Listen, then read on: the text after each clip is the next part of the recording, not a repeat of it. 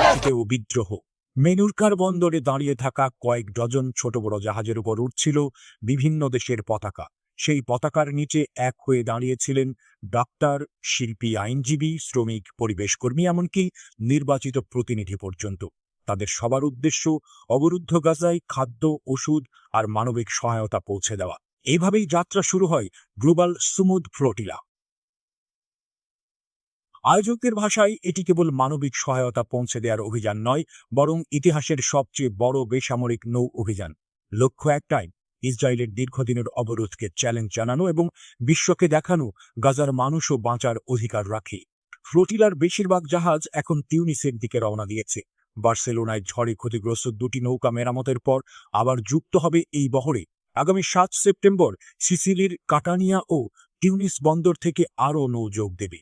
তখন প্রায় 50টি জাহাজ এবং 44টি দেশের 5 শতাধিক মানুষ মিলে এক বিশাল বহর গড়ে তুলবে। এদিকে ইতালির জেনোয়া বন্দরে রাতের অন্ধকারে মশাল হাতে সমবেত হয়েছিল কয়েক হাজার শ্রমিক ও নাগরিক। সেখানেই ঘোষণা দিলেন ক্যাল্পের নেতা রিকার্দো রুদিনো, আমাদের নৌকাগুলোর সঙ্গে যদি মাত্র 20 মিনিটও যোগাযোগ বিচ্ছিন্ন হয়, তবে আমরা ইউরোপ জুড়ে সব বন্দর বন্ধ করে দেব। এই হুমকি নিছক আবেগের প্রকাশ নয়। গত জুন ও আগস্টেই জেনোয়ার শ্রমিকেরা 2 দফায় অস্ত্রবাহী জাহাজ আটক করে দিয়েছিল। তাদের দাবি, ইতালির সংবিধান যুদ্ধবিরোধী এবং মানবাধিকার লঙ্ঘনকারী রাষ্ট্রে অস্ত্র রপ্তানি বেআইনি। তাই তাদের এই পদক্ষেপ কেবল ফিলিস্তিনের জন্য নয়, বরং নিজেদের আইনকে রক্ষা করার চেষ্টা। ফ্লোটিলার প্রতি সংহতি জানিয়েছে 100-রও বেশি বর্তমান ও সাবেক জনপ্রতিনিধি। তার আন্তর্জাতিক সম্প্রদায়কে আহ্বান জানিয়েছেন মানবিক করিডোর নিশ্চিত করতে এবং অংশগ্রহণকারীদের নিরাপত্তা দিতে। জাতিসংঘের বিশেষ প্রতিবেদক ফ্রান্সেস্কা আলবানিজ স্পষ্ট করে বলেছেন, এই মিশন আন্তর্জাতিক আইন পুরোপুরি মান্য করছে।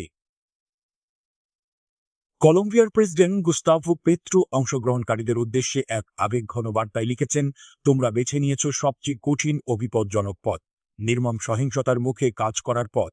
দূর থেকে আমরা পাঠাচ্ছি শক্তি, আশা আর জীবন।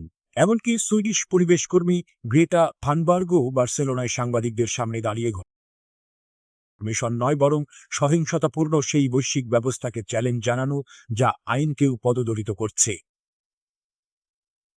কিন্তু অন্য প্রান্তে ভেসে আসছে কঠিন হুঁশিয়ারি। ইসরায়েলের কট্টর ডানপন্থী প্রতিরক্ষামন্ত্রী ইমাতার বেনগাভির ফ্লোটিলাকে বলেছেন সন্ত্রাসী উদ্যোগ। তিনি প্রতিশ্রুতি দিয়েছেন সকলকে আটক করে ইসরায়েলে নিয়ে যাওয়া হবে। তবে আয়োজকরা ভয় পাচ্ছেন না। তারা বলছেন, আমরা কোনো সরকার বা কর্পোরেটের অর্থে চলি না।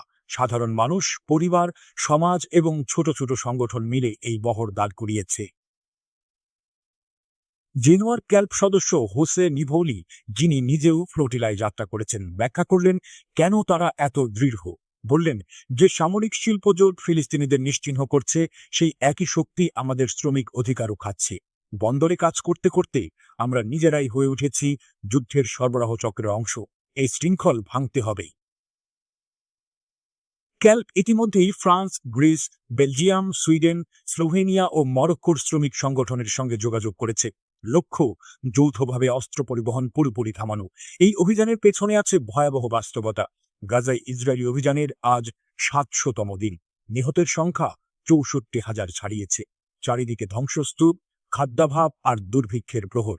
এমন পরিস্থিতিতেই ফ্লোটিলা বহরটি দাঁড়িয়েছে আশার প্রতীক হয়ে।